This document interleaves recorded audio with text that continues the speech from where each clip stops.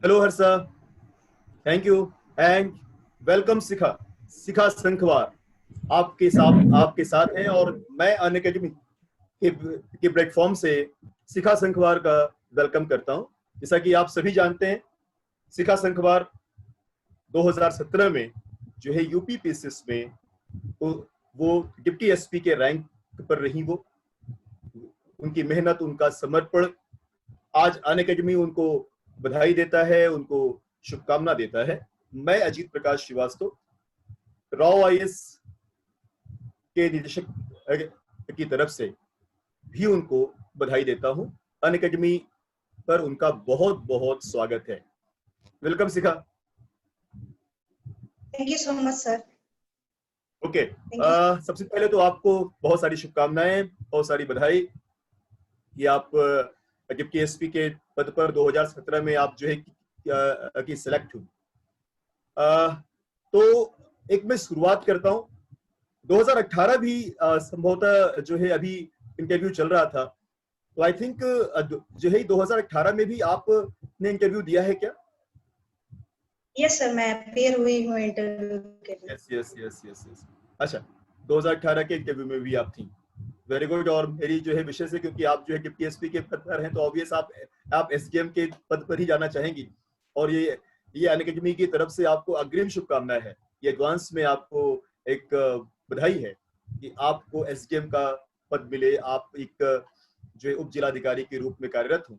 और मेरी शुभकामनाएं तो आगे भी है कि आप आईएएस भी बने और जो देश की सेवा करें। अनअकैडमी इसके लिए बहुत ही गौरवान्वित जो है महसूस करेगा। तो शुरू करते हैं आपकी इस जर्नी को लेकर, इस यात्रा को लेकर। सबसे पहले एक छोटा सा जो है कि संक्षिप्त परिचय दीजिए अपना जी शिखा जी। हमारे अनअकैडमी के जो भी लर्नर हैं, जो हमारे स्टूडेंट्स हैं, उनको एक छोटा सा परिचय आप दीजिए। मेरा नाम शिखा संखवार है। मैं बेसिकली कानपुर नगर से हूँ। मैंने अपना ग्रेजुएशन प्लास्टिक टेक्नोलॉजी में फ्रॉम एचबीटीआई कानपुर से किया है। उसके बाद मैंने अपना post graduation MTech IIT Delhi से इन केमिकल इंजीनियरिंग मैंने कंप्लीट किया है। उसके बाद से मैंने प्रिपरेशन स्टार्ट किया सिविल सर्विसेज की। I was not more focused. जी, एक छोटा सा एक सवाल है कि आपके मन में सिविल सर्विसेज को लेकर ये ड्रीम कब बना? कब आपको ऐसा लगा कि आपको सिविल सर्विसेज की तरफ आना चाहिए, और क्यों आना चाहिए? सर, इसके दो रीजन है। पहला रीजन तो ये कि मेरे फादर का ये ड्रीम रहा है कि मैं सिविल सर्विसेज में जाऊं, और दूसरा रीजन ये है कि सर मेरे बड़े ब्रदर हैं, वो भी सिविल सर्विस में है। वो इस टाइम आईपीएस सर्विस में है, तो उनको देख करके बहुत मोटिवेट होती थी, और फिर मैंने मन बना लिया था कि मुझे सिविल सर्विसेज में ही आना है। आपका पूरी आपकी पृष्ठभूमि ही प्रशासनिक सेवाओं से जुड़ी हुई रही है। यह शायद सबसे बड़ा कारण था आपके अंदर एक इन्फ्लुएंस आने का, आपके अंदर एक आत्म प्रेरित सेल्फ सस्टेंस होने का। आई थिंक हमें ऐसा लगता है। तो सबसे पहले आपने ये विचार आपके दिमाग में कि आपको भी होना चाहिए, तो आपने बता दिया कि आपकी वो फैमिली एक जो है कि बैकग्राउंड है। तो आपकी सफलता में आपने क्या स्ट्रैटेजी बनाई थी, क्या रणनीति बनाई थी आपने अपने अध्ययन से? अपने अध्ययन को आपने किस तरीके से रखा था कि आपकी सफलता कि आपके पास जो है जो चल कर आई? इसकी क्या रणनीति थी आपके पास? सर, जैसे हम यूपी पीसीएस का ट्रेंड देखते हैं कि इसमें प्रीवियस ईयर्स के बहुत ही क्वेश्चन, एक्चुअली इसमें 3 अलग अलग लेवल पे हमें तैयारी करने की जरूरत होती है। हम सबसे पहले अगर प्री के लेवल पे देखते हैं, तो पेपर 1 में कुछ फैक्चुअल क्वेश्चंस आते हैं, कुछ कॉन्सेप्चुअल भी होते हैं। तो फैक्चुअल के लिए जो मैंने फॉलो किया था, जिसमें कि पूर्वावलोकन की जो सीरीज आती है, उसमें mainly history, geography, science tech और जो साइंस का है जनरल साइंस, इसको मैंने बहुत अच्छे से रिवाइज किया था, बहुत बार उसका प्रैक्टिस किया था। और उसके बाद मैंने इसमें करंट के भी सोर्सेस फॉलो किए थे। मिनिमम 2 सोर्सेस मैंने फॉलो किए थे करंट के प्री के लिए, और ज्यादा से ज्यादा मैंने प्रीवियस ईयर क्वेश्चंस को मैंने लगाया था। तो इसकी प्री के लिए थोड़ा more of factual based preparation रहती है। और जो मेंस के लिए है, उसमें जो भी अब जैसे कि पैटर्न चेंज हो गया है, 2018 में pattern more of based on UPSC pattern हो गया है। तो उसमें जितने भी चारों पेपर्स हैं उनका जो सिलेबस है पॉइंट वाइज मैंने उनके एक एक पेज दो पेज के शॉर्ट नोट्स तैयार किए थे, जिसकी वजह से मुझे क्वेश्चन को टैकल करने में ज्यादा डिफिकल्टी नहीं हुई। एथिक्स के लिए थोड़ा सा अलग से प्रिपरेशन करने की जरूरत थी। और तीसरे अगर लेवल पे बात करते हैं इंटरव्यू के लिए, तो एक छोटा सा मेरा सवाल है। अभी पीसीएस की परीक्षा है और आईएएस की परीक्षा है, अभी जस्ट अक्टूबर में है। 4 अक्टूबर को आईएएस है और 11 अक्टूबर को यूपी पीसीएस है। तो कुछ ऐसा एक आप बताओ कि इस छोटे से समय में ये जो बच्चे हैं, जो कि अनअकैडमी के प्लेटफॉर्म पर जो ये बच्चे हैं जो कि हम लोगों से पढ़ते हैं, तो उन्हें कैसे उसका एडवांटेज मिलेगा, कैसे उनको लाभ मिलेगा, आप जरा ये बताओ। सर क्योंकि यूपीएससी में कुछ पैटर्न है, कुछ कॉन्सेप्ट ज्यादा हमें समझने की जरूरत होती है। तो अगर हम यूपीएससी की बात करते हैं तो हमें बेसिक्स बुक्स सबसे पहले बहुत फॉलो करने की जरूरत है। तो वही बेसिक बुक्स, अब क्योंकि यूपी पीसीएस का भी प्रीलिम्स का जो पैटर्न है वो कहीं ना कहीं यूपीएससी की तरह ही बनाने की कोशिश की जा रही है। तो हमें जो बेसिक बुक्स हैं उनको तो अवॉइड हम कर ही नहीं सकते हैं। उसके अलावा यूपीएससी के लिए करंट के लिए हमें मिनिमम एक सोर्स रिलीजियसली फॉलो करने की जरूरत है और उसको बार बार रिवाइज करने की जरूरत है। और क्योंकि 1 महीना बचा हुआ है तो हमें ज्यादा से ज्यादा टेस्ट प्रैक्टिस करने की जरूरत है। और यूपी पीसीएस के लिए हमें प्रीवियस ईयर्स क्वेश्चंस को बहुत अच्छे तरीके से याद करने की और समझने की कोशिश करनी पड़ेगी। मुझे ऐसा लगता है।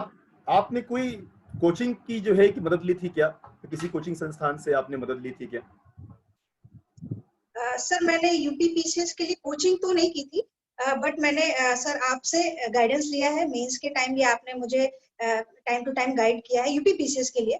यूपीएससी के लिए मैंने क्लासेस ली हैं और इंटरव्यू के टाइम भी राव आईएएस सर के अजीत सर ने मुझे इंटरव्यू में गाइड किया है और उनकी वजह से मेरे इंटरव्यू में अच्छे मार्क्स आए हैं सर। तो मैंने यूपी आपने जैसा पीसीएस के कि लिए बताया था कि आप अनअकैडमी से भी आप जुड़ी रही, आपने एक बार जो है कि बताया था कि अनअकैडमी से भी आप जुड़ी रही।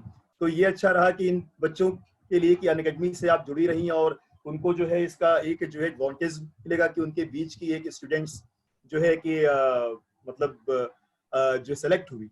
तो मैं जो है कहूंगा कि ये बच्चे जो है आपसे अधिक से अधिक जो है कि जुड़े।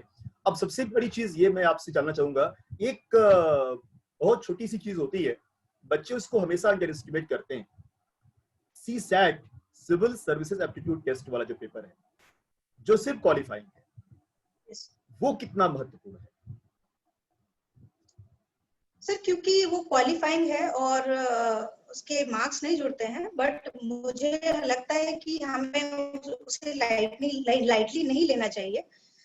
यूपीएससी का जो पेपर है वो थोड़ा डिफिकल्ट सेट होता है, लोग उसमें फेल हो जाते हैं। तो मुझे लगता है कि इसके लिए लास्ट के 10 दिन या 15 दिन आप 1 घंटा 2 घंटा उसमें जो कॉम्प्रिहेंशंस हैं और जो बेसिक मैथ्स है उस पर वर्क करने की जरूरत है। सेम इन यूपी पीसीएस, क्योंकि हम उसको क्वालिफाई किए बिना हम प्री क्वालिफाई नहीं कर सकते हैं। तो मुझे लगता है कि कुछ टाइम उस पर भी हमें देने की जरूरत है। पिछले साल का एक एक्सपीरियंस आया हुआ है, एक जो रिजल्ट, एक जो है सर्वे आया था, उस सर्वे में ये था कि लगभग 60% बच्चे सेकेंड पेपर क्वालिफाई नहीं कर पाए, मतलब जो हमारा सीसैट का पेपर है। तो क्या ये ऐसा तो नहीं कि ये एक इसको एक मिनिमम तो बता दिया गया तो बच्चे इसको अंडर एस्टिमेट कर लेते हैं, इसी वजह से उनको दिक्कत आती है क्या? हाँ सर, एक रीजन ये भी है कि उन्हें ऐसा लगता है कि वो ये पेपर तो क्वालिफाई कर ही लेंगे, बट एक्चुअल वहां 2 घंटे के प्रेशर में हाँ, 2 उसमें घंटे के मैथ है, प्रेशर तो इंग्लिश है, तो जो रीजनिंग है, टाइम मैनेजमेंट का इशू हो जाता है। तो उसके लिए मुझे ऐसा लगता है कि थोड़ा प्रैक्टिस करने की जरूरत है। और बेसिक मैथ्स अगर करते हैं और कुछ कॉम्प्रिहेंशन की प्रैक्टिस करते हैं तो उसको निकालना इजी हो जाएगा। जी बिल्कुल, मतलब ये प्रैक्टिस पर जो है कि बहुत अधिक ध्यान दिया जाए। और जैसा कि मैं भी अपने अनअकैडमी के बच्चों से ये बात जो है कि जो है बार बार कहूंगा कि वो जिस भी चैप्टर को स्टार्ट करें उस पर प्रैक्टिस जरूर करें। प्रैक्टिस से ही आपको क्वेश्चंस मिलेंगे, प्रीवियस ईयर के क्वेश्चंस भी आपको चाहिए होंगे। तो आप जितने ज्यादा आप जो है कि प्रैक्टिस करेंगे इस बचे हुए 1 महीने के लिए, वो उतना ही उपयोगी होगा आपके लिए। आई थिंक मैं गलत नहीं हूँ जोशिका? जी सर, जी सर। सर प्रैक्टिस के साथ साथ जो भी आप पढ़े, पहली चीज तो है कि रिसोर्सेज आप अपने लिमिटेड रखिए और जो भी पढ़िए उन्होंने टाइम टू टाइम, क्योंकि 1 महीना बचा है तो हमें हर दूसरे तीसरे दिन उसको रिवाइज करने की जरूरत है। तो जितना राइट। ज्यादा से ज्यादा हम रिवाइज करेंगे वो हमें रिटेन रहे। मुख्य परीक्षा की रणनीति आपने कैसे बनाई थी? उससे पहले मैं एक चीज बताता हूँ, जीएस जो प्रीलिम्स का जो जीएस है, जिसमें कि आपके 8 टॉपिक होते हैं, 8 टॉपिक होते हैं। इंडियन इकोनॉमी है, इंडियन पॉलिटी है, जनरल इंडियन हिस्ट्री है, लाइफ साइंस है, फिजिकल साइंस है, ज्योग्राफी है, करंट अफेयर्स है और जनरल नॉलेज है। ये जो 8 इसके मेजर पार्ट हैं। आपने आप ये बताइए कि इस 8 जो है की सेक्शन में आपने कैसे इसको तैयार किया था? सर प्रीलिम्स के लिए पहले तो मैंने सारी जो एनसीईआरटीज हैं, बुक बेसिक बुक्स, उनको मैंने कंटिन्यूअसली उसको मैंने टच में रही हूँ, मैं उसको फॉलो किया है मैंने। उसके साथ मैंने करंट के लिए मिनिमम 2 से 3 सोर्सेस फॉलो किए हैं यूपीपीसीएस के लिए। उसके बाद मैंने फिर प्रीवियस ईयर्स के क्वेश्चंस को बहुत अच्छे से लगाया है, जिसमें कि पूर्वावलोकन की जो सीरीज है उसको मैंने बहुत फॉलो किया है। उसको एक्चुअली में याद करने की जरूरत होती है, क्योंकि कभी कभी डायरेक्ट क्वेश्चन आ जाता है तो उसमें हमारा टाइम नहीं वेस्ट होता है, क्योंकि हमें पहले से पता होता है और बाकी क्वेश्चन में हम फिर वो टाइम डिस्ट्रीब्यूट कर सकते हैं।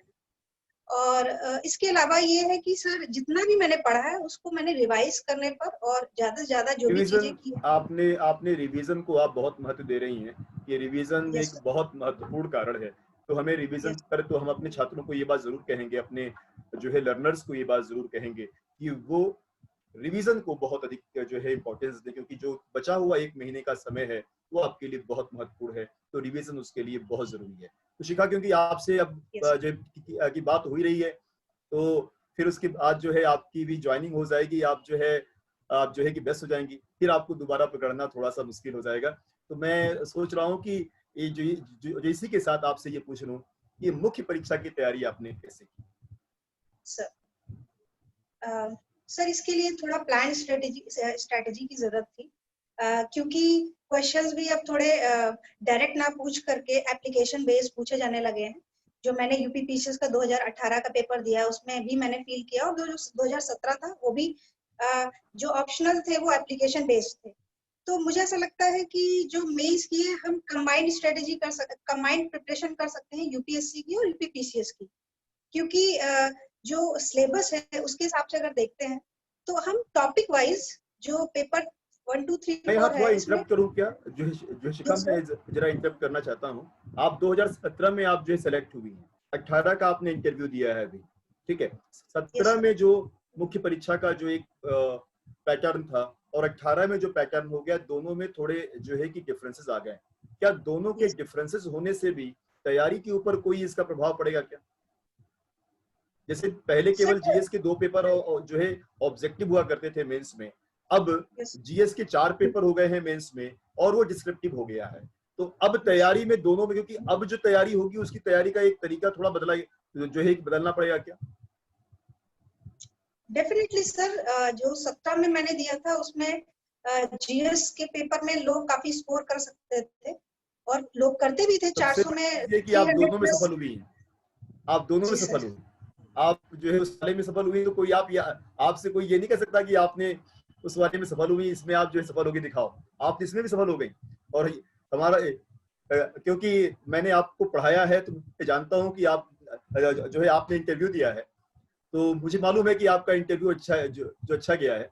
और मैं पूरी तरीके से होपफुल हूँ कि आप जरूर जो है 2018 में एसडीएम में ऊपर के टॉप रैंकर में आप होंगे। ये मेरी शुभकामनाएं भी है। और तो आपने ये 2018 की जो मेंस की तैयारी की, एक बहुत ही शॉर्ट नोटिस में एक जो है चेंजेस हुए हैं। इसमें आपने तैयारी कैसे की 2018 के जीएस को? थोड़ा पैटर्न भी बता दीजिए और उसका तरीका भी बता दीजिए। सर क्योंकि इसमें हमारा जो पहले ट्रेडिशनल हिंदी लैंग्वेज रहता था उसकी तैयारी तो हमें पहले करनी पड़ती है। हिंदी लैंग्वेज, ग्रामर और जो ऐसे सेक्शन, उसके साथ साथ जो जीएस के 4 पेपर हैं उसके लिए में जो सेक्शन है वो सोसाइटी बेस्ड है और ज्योग्राफी सेक्शन है, क्योंकि ऑप्शन ज्योग्राफी था तो मुझे उसमें बहुत डिफिकल्टी नहीं हुई। सेकंड पेपर जो था पॉलिटी, उसमें भी क्योंकि हम बेसिक बुक्स लक्ष्य फॉलो करते हैं तो हम कुछ भी जो भी करंट में जो भी चल रहा है पॉलिटी से रिलेटेड, उसका मैंने पॉइंट वाइज एक पेज में शॉर्ट नोट किया था, जो भी करंट से रिलेट करके उसको किया जा सकता था। और जो थर्ड पेपर है उसमें मेनली करंट सेक्शन ही था, तो उसमें मैंने है मेंस में, जैसा कि आपने 2017 और 2018 दोनों का आपने मेंस दिया, 17 की आप टॉपर रही हैं, आप जो है डिप्टी एसपी पे रही हैं, 18 पे भी मैं कि होपफुल हूँ क्योंकि मैंने आपको पढ़ाया है तो मैं जानता हूँ कि आपके अंदर की वो टैलेंट क्या है। तो 2018 में आपने इंटरव्यू दिया। मेंस सबसे इंपॉर्टेंट रोल है क्योंकि आप जानते हो इंटरव्यू केवल 100 नंबर का होता है, तो बहुत इंपॉर्टेंट तो उसका रोल अब नहीं रहा। मेंस की बहुत बड़ी स्ट्रैटेजी होनी चाहिए, तो वो स्ट्रैटेजी क्या है, जरा सा उसको एक बार आप बता दें तो अच्छा होगा। सर जैसा कि मैं बता रही थी कि सबसे पहले तो हमें जो हिंदी सब्जेक्ट है उसको इग्नोर नहीं करना है, उसके लिए हमें सेपरेट पैरेलल करने की जरूरत है। दूसरी चीज, हमारा जो ऑप्शनल है, ऑप्शनल में हम ज्यादा स्कोर कर सकते हैं, तो हमें उसमें जो भी उसका सिलेबस है उसका हमें सिलेबस याद होना चाहिए, और पॉइंट वाइज हमारे पास हर टॉपिक का एक शॉर्ट नोट तैयार होना चाहिए। Same with all GS 4 papers, जिसमें कि मैंने जो जीएस पेपर 1 था उसमें जो सोसाइटी पे था उसमें मैंने एक शॉर्ट नोट तैयार कर रखा था, ताकि उससे रिलेटेड कुछ भी क्वेश्चन आता है तो मैं उसे रिलेट करके उसका आंसर कर सकूं। उसके साथ उसमें ज्योग्राफी, वर्ड ज्योग्राफी था क्योंकि मेरा ऑप्शनल था, तो मुझे उसमें डील करने में इशू नहीं हुआ। उसके बाद थर्ड पेपर जो है इकोनॉमी का, उसमें वो more of current based paper होता है, तो उसमें जो भी उसका सिलेबस है, सिलेबस वाइज हमें उसका 1 पेज का 2 पेज का शॉर्ट नोट विद करंट, उसमें जो भी सप्लीमेंट कर सकते हैं आंसर को और इम्प्रूव करने के लिए, वो करने की जरूरत है। और एथिक्स की हमें थोड़ा सेपरेट ध्यान से देने की जरूरत, क्योंकि वो स्कोरिंग भी है। और दूसरी चीज ये है कि क्योंकि नया ऐड हुआ है तो हमें उसकी जो केस स्टडीज है उन पे वर्क करना पड़ेगा, क्योंकि 18 में केस स्टडीज नहीं पूछी गई थी। जैसा कि हम लोग तैयार करके तो गए थे, बट इसमें लेकिन नहीं मोर पूछा। यस, ऑफ डेफिनेशंस पूछी गई थी। तो मे भी हो सकता है कि 2019 में अब वो केस स्टडीज पे ज्यादा फोकस करें। निश्चित तौर पे ये बात मैं कहने वाला भी था आपसे, आपने अपने आप कह दिया कि 2018 के मेंस में केस स्टडीज तो एथिक्स वाले पार्ट में नहीं आया, लेकिन क्या 2019 में भी नहीं आएगा, ऐसा मेरा भी क्वेश्चन था। क्योंकि 2018 का जब मैंने पेपर देखा था तो मुझे लगा कि इसमें तो केस, क्योंकि आपकी यूपीएससी में आया था, यूपीएससी में एज ए केस स्टडीज जो दे देते हैं उसके बेस पर आपके जो क्वेश्चंस बनते हैं। लेकिन 2018 के यूपीपीसीएस में ऐसा जो देखने को नहीं मिला। लेकिन क्या 2019 में भी तो आपने आंसर दे दिया कि 2019 में जो ये पूरी संभावना, क्योंकि वो एक पहला जो एग्जामिनेशन था, थोड़ी लिबर्टी भी रहती है कि भाई एकदम चेंज हो रहा है तो थोड़ा सा ज्यादा उसको कॉम्प्लिकेटेड न किया जाए। ये जो है यूपीएससी और यूपीपीएससी दोनों का एक तरीका रहा है अपने एग्जामिनेशन के पैटर्न को बदलने के बाद उसके जो एग्जामिनेशन लेने का, तो ये तो रहा है। अच्छा, एक चीज और, जो ऑप्शनल सब्जेक्ट होता है, जो विषय होता है, वो कितना महत्वपूर्ण है? सर डेफिनेटली सब इक्वली वेटेड है। और जहाँ तक ऑप्शनल की बात है, तो ऑप्शनल हमें सबसे पहले थोड़ा सा समझ करके चूज करने की जरूरत है, क्योंकि जो ट्रेंड है वो कंटिन्यूसली चेंज हो रहा है, जो स्कोर आ रहे हैं। तो सबसे पहले इम्पोर्टेंट ये है कि आपको ऑप्शनल की समझ है कि नहीं समझ है, आपको वो चूज करना चाहिए कि नहीं चाहिए, तो उसको थोड़ा सा डिटेल स्टडी करके हमें ये ऑप्ट करने की जरूरत है। दूसरी चीज हमें ये है कि हमें प्रीवियस ईयर्स के बेस के क्वेश्चंस को फॉलो करते हुए कि किस टाइप के क्वेश्चंस पूछे जा रहे हैं और उनका ट्रेंड आगे क्या हो सकता है, उसको प्रिडिक्ट करते हुए हमें जो भी उसका सिलेबस है ऑप्शनल का, उस पर हमें वर्क करने की जरूरत है, और उस पर भी हमें शॉर्ट नोट तैयार करके उसको ही ज्यादा से ज्यादा रिवाइज करने की जरूरत है। मैंने भी ये strategy size follow of answer कैसा होना चाहिए? Size of answer, the size of answer, जो आंसर का जो आकार है, साइज है, वो अलग अलग तरह से कैसे उसको जो है उसका एक क्लासिफिकेशन कर पाएंगे, ये बताइए। सर जैसे बेस्ड ऑन नंबर, जैसे अगर वो 10 नंबर का क्वेश्चन है तो मैं उस क्वेश्चन को 1.5 या 2 पेज से ज्यादा नहीं लिखती हूँ, चाहे उसमें 3 ही पेज क्यों ना उसमें दिए हो आंसर शीट में, मैं 1.5 पेज से आगे नहीं बढ़ती हूँ। इन एनी केस आप अगर कोई यूपीएससी के लिए क्वेश्चन, बता रहे हो कि ये आप यूपीएससी के लिए बता रहे हो कि यूपीपीएससी के लिए बता रहे हो? सर मैंने यूपीपीसीएस में भी यही फॉलो किया है, अच्छा, अदरवाइज यूपीएससी में किया, शायद क्योंकि यूपीएससी में तो मेरा क्या है ना कि यूपीएससी में यदि आप उससे कम लिखोगे ना तो वो नंबर काट लेते हैं। यूपीएससी में जितना वर्ड लिमिट है यदि उससे कम लिखा जाता है तो वो मार्क्स काट लेते हैं, उनका ये सर रूल है। नॉर्मली ये होता है कि आप एक पेज में जब लिखते हैं तो 70 to 80 वर्ड्स आ जाते हैं, तो यस जो यस यस, 10 एक पेज में नंबर आते हैं, ऑब्वियस। जी, हाँ श्योर। जो नंबर का क्वेश्चन होता है वो डिमांड करता है कि 100 to 120 जी वर्ड्स जी, होना ये चाहिए। एक पेज में तो जो ये एक पेज में तो आता है ऐसा।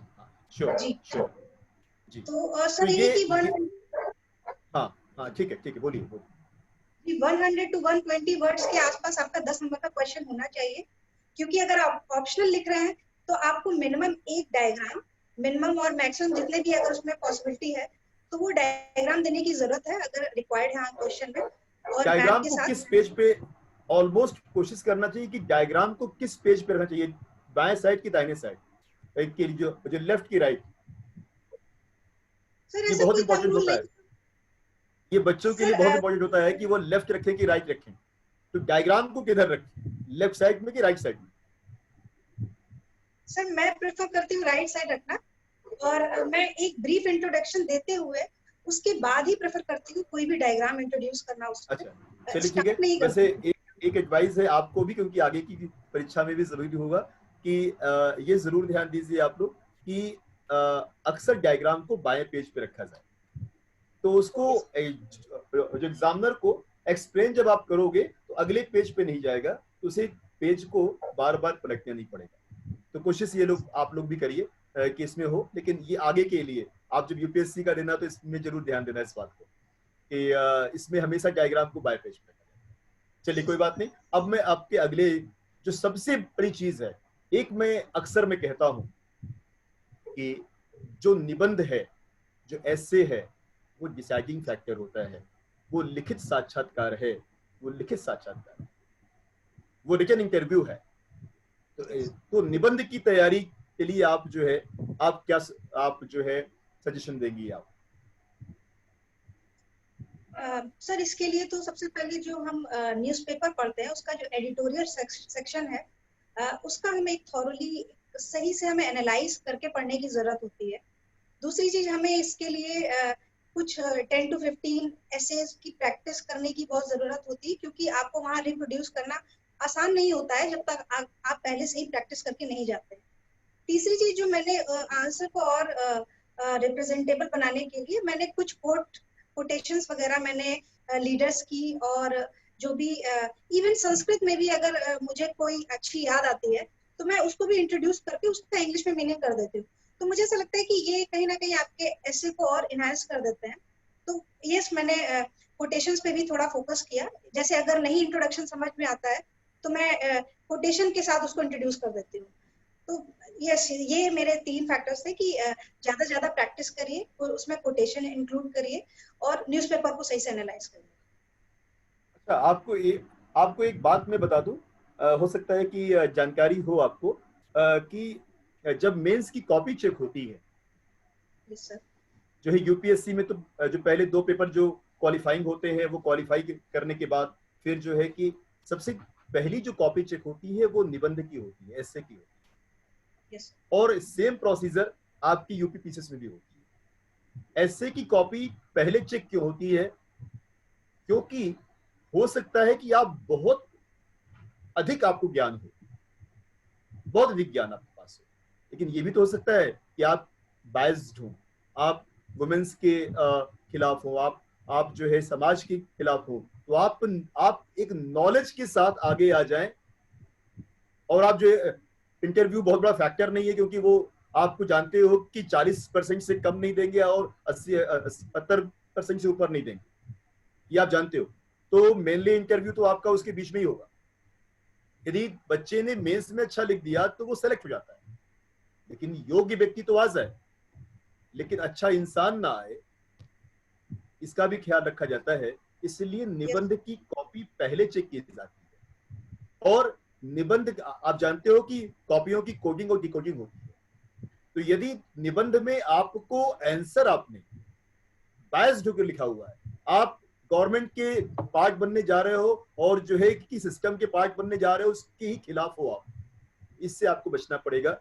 आप इससे कितना सहमत हो? सर बिल्कुल, मुझे लगता है कि जैसे कोई भी अगर पॉलिसी अगर लॉन्च की जाती है या कोई भी स्कीम आती है या कोई एक बड़ा बड़ा इनिशिएटिव लिया जाता है, तो हमारे पास फ्रीडम है कि हम उसको दोनों ही तरीके से, मतलब उसका क्रिटिकली एनालिसिस कर सके।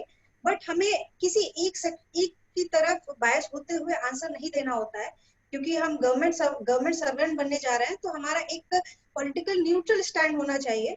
तो हम उसमें जो भी स्कीम है उसका सोशल, इकोनॉमिक, पॉलिटिकल, इन्वायरमेंटल, जो भी उसके एंगल हो सकते हैं उनको दिखाते हुए अगर उसको क्रिटिकली एनालाइज करने की जरूरत है तो अक्सर ये वो कहा भी करते जाता है हुए। कि निबंध सिर्फ एक जो है एक धारा होती है।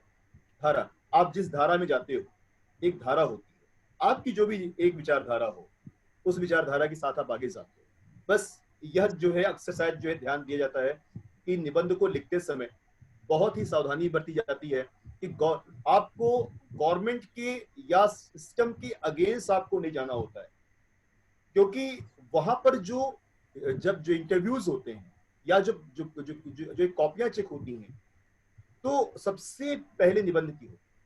तो अक्सर मतलब ये चीजें अक्सर देखी गई हैं और आप भी जानती हैं, क्योंकि मैंने आपको जाना है, मैंने तो आपको भी। तो ये बच्चों को भी आप जो है कि जरूर बताइए कि वो निबंध पर सबसे ज्यादा प्रैक्टिस करें। यस सर, मैंने कई मेरे फ्रेंड्स हैं, मैं उनके एग्जांपल कोट कर सकती हूँ कि उनका फाइनल सिलेक्शन इस वजह से नहीं हुआ क्योंकि उनके निबंध में ही मार्क्स कम रह गए यूपीएससी में, यस इवन यस यूपीपीसीएस में भी। यस। तो मुझे ऐसा लगता है ये एक बहुत ही बड़ा स्कोरिंग एरिया है जहाँ पर हम मैंने इसीलिए इसको कुछ कहा भी आर्ट से। कि ये लिखित साक्षात्कार है। जी जी। मैंने इसीलिए इसको बोला इसमें कि ये लिखित जी साक्षात्कार है। तीन विषय वस्तुओं पर मिनिमम। अलग अलग विषय वस्तु है, उस पर आपके विचार आने हैं। Yes sir, yes. जी, आपका एक होलिस्टिक पॉइंट ऑफ व्यू जानने की कोशिश की जाती है कि बिल्कुल आप बिल्कुल किसी सही बात एक इशू को लेकर के क्या सोचते हैं। तो वो तब तक एक होलिस्टिक व्यू नहीं आएगा जब तक आप हर एक एंगल को सही से एनालाइज नहीं करेंगे। तो मुझे ऐसा ही लगता है कि सारे सोशल, इकोनॉमिक जो जो भी इसके साइड हो सकते हैं देखते हुए हमें ऐसे की प्रैक्टिस करने की जरूरत है। आपसे अब बहुत सारी बातें हम लोगों ने की आपसे, और ऐसे तो आपसे बात करना और आपसे जब भी आप रही हैं तो काफी जो है एक प्रेरक रहा बच्चों के लिए भी, और आपका आपका एक कॉन्फिडेंस लेवल भी, क्योंकि मैं तो अक्सर जानता हूं तो इस बात से अच्छे से परिचित हूँ। बस एक एक आपसे एक रिक्वेस्ट है कि 11 अक्टूबर को जो यूपी पीसीएस के जो हमारे बच्चे जा रहे हैं परीक्षा देने, उनको कुछ एक ऐसा टिप्स जरूर बताइए कि वो 11 अक्टूबर के लिए एकदम बहुत ही अच्छे से उस पर जा सके। है। सर यहाँ पे थोड़ा माफी चाहूंगी, मैं एक एक अपनी स्ट्रेटेजी में कुछ बताना मैं मिस कर गई। पहले मैं वो बताना चाहती हूँ कि सबसे पहले जो 3 पॉइंट मैंने मेरी लाइफ के बहुत इंपॉर्टेंट है कि एक डिटर्मिनेशन, एक आपका पेशेंस और परसिवियरेंस, और एक आपका हार्ड वर्क। अगर आप इन तीनों चीजों को आप अपनी प्रिपरेशन में इंक्लूड करते हैं तो डेफिनेटली आपको सक्सेस मिलना तय है। हो सकता है कि उसमें थोड़ा डिले हो, बट आपको वो मिलके ही रहना है। और मेरा भी ऐसा टाइम रहा है कि मैं एक डिप्रेशन में मैं रही हूँ और मैंने उससे कम आउट किया है। तो ये नॉर्मली स्टूडेंट के साथ ऐसा रहता है कि एक टाइम ऐसा आता है कि जहाँ पर उन्हें नहीं समझ में आता है कि अब मैं क्या करूँ, ये मेरे साथ ही क्यों हो रहा है। तो मैं उन सबको स्टूडेंट्स को एक चीज बोलना चाहूंगी कि आप लोग कभी भी इन सब चीजों से घबराएं नहीं। आप अपनी प्रिपरेशन को कंटिन्यूसली करते रहें। कंसिस्टेंसी जो होती है और परसिवरेंस, वो आपके सक्सेस डिसाइड करते हैं। बाकी सर जो आपने बोला है कि 11 अक्टूबर के लिए एग्जाम के लिए, तो मैं यही बोलूंगी कि ज्यादा से ज्यादा रिवीजन पे फोकस करिए। प्रीवियस ईयर्स क्वेश्चंस को लगाइए, इवन प्रीवियस ईयर्स मेंस के क्वेश्चंस को लगाइए जो शॉर्ट पेपर है, और जो बेसिक बुक्स हैं उनको फॉलो करते हुए अपने पर कॉन्फिडेंस रखिए, अपने पर फेथ रखिए, गॉड पे फेथ रखिए। डेफिनेटली आप गो थ्रू होंगे। एक अंतिम सवाल, यस आप अपनी जो है सफलता का श्रेय किसे किसे देना चाहती हैं? सर, मैं अपनी सफलता का श्रेय अपने फैमिली को, अपने पेरेंट्स को, अपने टीचर्स को, अपने फ्रेंड्स को, और सर आपको, राव आईएएस, जिन्होंने मुझे मेंस के टाइम और क्या कहते हैं इंटरव्यू के टाइम बहुत गाइड किया है, और जिसकी वजह से इंटरव्यू में मेरा अच्छा मार्क्स भी आया। और अनअकैडमी भी मैंने ऑनलाइन काफी फॉलो किया है, क्योंकि इस टाइम ऑनलाइन एजुकेशन का दौर है और इसको बहुत ही प्रमोट करने की भी जरूरत है। तो यस, मैं इन सबको देना चाहूँगी। बिल्कुल बिल्कुल। तो बच्चों ये रहे आपके बीच में हमने आज जो है शिखा संखवार, जो कि स्टूडेंट्स भी रही हैं अनअकैडमी की, और जो राव आईएएस की भी स्टूडेंट्स रही हैं, तो आपके बीच में आज इनका जो है आपने बहुत ही प्रेरित करने वाला आपने इंटरव्यू सुना। हमारी अनअकैडमी की तरफ से और राव आईएएस की तरफ से बहुत सारी शुभकामनाएं इनके उज्जवल जो है कि भविष्य के लिए। ये अभी वर्तमान में डिप्टी एसपी के पद पर जो है कार्यरत हैं, और मेरी शुभकामना है कि ये देश की बड़ी से बड़ी सेवाओं को यह जो है आगे जो सफल हो, और हम अभी इनके लिए एक उज्जवल भविष्य की कामना करते हैं। तो आप सभी आप शिखा संखवार के इंटरव्यू को सुने, ध्यान से देखें और उनसे प्रेरित हो। मैं बीच बीच में आपके बीच में आता रहूंगा और अपने ऐसे ही सफल छात्रों को लेकर आओ ताकि आपके बीच में होऊंगा। तो पुनः एक बार अनअकैडमी की तरफ से शिखा संखवार को बहुत सारी शुभकामनाएं। God bless you. Thank you so much. और मैं अनअकैडमी का बहुत बड़ी आभारी हूँ कि उन्होंने मुझे इनवाइट किया और मुझसे। Thank you.